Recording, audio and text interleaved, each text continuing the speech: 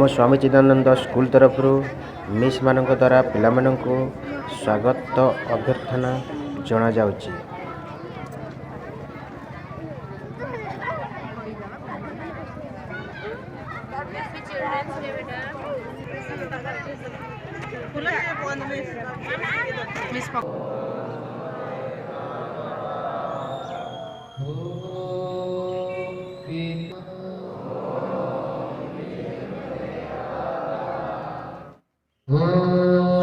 आचार्य देव भव।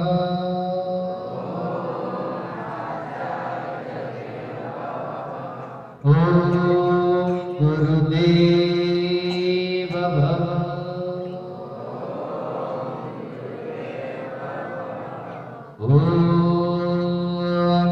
अतिथि देव भव।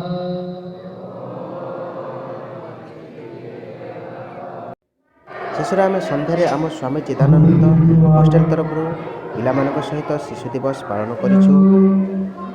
पिलामानंक स्वागत करने बहुत गुड़े व्यवस्था कर भल भाव में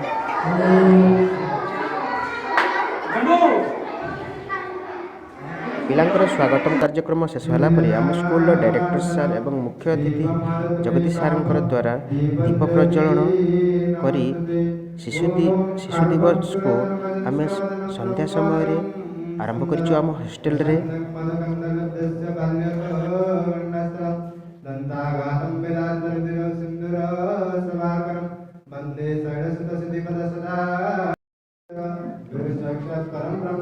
तस्मै श्री गुरवे नमः।